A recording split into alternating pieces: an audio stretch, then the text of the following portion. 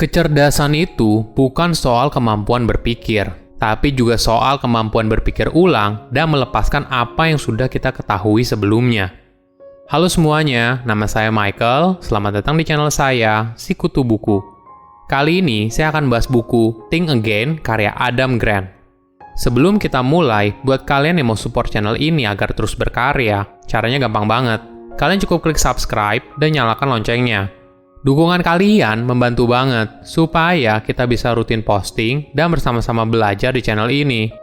Buku ini membahas keuntungan dari berpikir ulang apa yang sudah kita ketahui sebelumnya.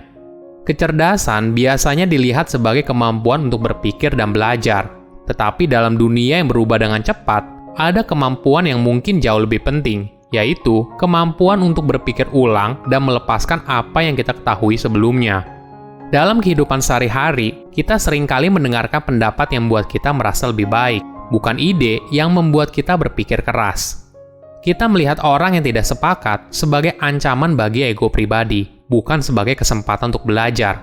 Hasilnya, kecerdasan bukanlah sebuah jawaban, malah sebuah kutukan, karena ketika kita ahli dalam berpikir, tapi di sisi lain, pemikiran ini malah membuat kita sulit untuk berpikir ulang.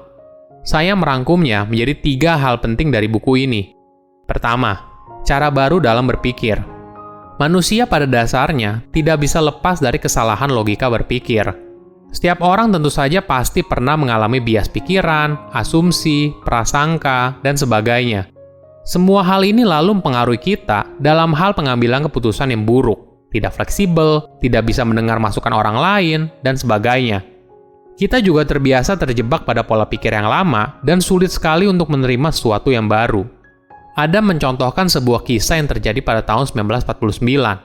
Sebuah tim smoke jumpers dikirim untuk memerangi kebakaran besar. Sebagai informasi, smoke jumpers adalah petugas pemadam kebakaran hutan belantara yang terlatih khusus dalam memberikan respon awal terhadap kebakaran hutan liar terpencil. Jadi, mereka terjun dengan parasut ke titik api yang menjadi sumber kebakaran hutan, menggunakan kapak dan gergaji untuk memadamkan api. Mayoritas anggota tim menyimpan peralatan mereka seperti yang diinstruksikan, meskipun itu memperlambat mereka. Hanya satu orang yang tidak mematuhi instruksi. Berkat kemampuannya untuk bereaksi dengan cepat, dia menemukan solusi alternatif yang akhirnya membantu untuk bertahan hidup. Melalui cerita ini, Adam mendorong kita untuk mencoba alternatif baru dan tidak terjebak pada pola pikir yang lama. Jadi, kecerdasan bukan hanya keahlian untuk berpikir dan mengetahui banyak hal. Namun, kecerdasan juga dilihat sebagai kemampuan untuk berpikir ulang dan melupakan apa yang telah kita pelajari sebelumnya. Hal ini lalu menjadikan kita lebih fleksibel dalam menghadapi dunia yang serba tidak pasti. Ada contoh yang menarik. Steve Jobs seringkali identik dengan sosok yang jenius. Kita semua mendengar kisahnya, kalau berkat visi dan kejeniusannya, maka Apple lalu meluncurkan iPhone. Cerita ini hanya separuhnya yang benar. Kenyataannya tidak begitu. Pada awal tahun 2004, beberapa karyawan Apple mempresentasikan sebuah ide kepada Steve untuk mengubah iPod menjadi sebuah ponsel. Ide itu langsung ditolak mentah-mentah oleh Steve dan dianggap sebagai ide terbodoh yang pernah dia dengar. Steve khawatir apabila ponsel yang dibuatnya malah membunuh iPod. Walaupun ditolak Steve, tim tersebut masih mengerjakan proyek itu di belakang layar dan berusaha mempengaruhi Steve untuk mengubah pemikirannya. Hingga akhirnya, iPhone pun lahir karena Steve bersedia think differently dan timnya melakukan aktivitas berpikir ulang. Kedua, berpikir seperti ilmuwan. Adam menjelaskan 3 pola pikir umum yang diciptakan oleh ilmuwan politik Phil Tetlock, yaitu preacher, prosecutor, dan politician. Kita seringkali berada di dalam satu atau lebih dari peran tersebut ketika kita sedang berinteraksi dengan orang lain dan dalam percakapan dengan diri kita sendiri. Saat kita terkunci dalam mode preacher, kita mempromosikan ide kita terus-menerus, tanpa mendengarkan pendapat orang lain. Mode lain yaitu prosecutor. Ini adalah kondisi di mana kita secara aktif menyerang ide orang lain dalam upaya memenangkan argumen. Mode ketiga yaitu politician. Ini adalah mode ketika kita berusaha untuk mencari persetujuan orang lain dan memiliki sedikit keyakinan akan kebenaran. Dalam mode preacher dan prosecutor, yang penting adalah apa yang kita ucapkan benar dan apa yang orang lain ucapkan itu salah. Oleh karena itu, kita tidak perlu mengubah apa yang ada di pikiran kita. Sedangkan di dalam mode politician, berarti kita mungkin akan berbicara sesuai apa yang ingin didengar orang lain. Namun, bukan berarti pandangan kita tentang suatu hal berubah. Masing-masing dari 3 pola pikir ini, kebenaran berada di urutan paling belakang daripada beberapa pertimbangan lain, seperti berusaha menjadi benar, mempertahankan keyakinan diri sendiri, dan menggalang dukungan dari orang lain.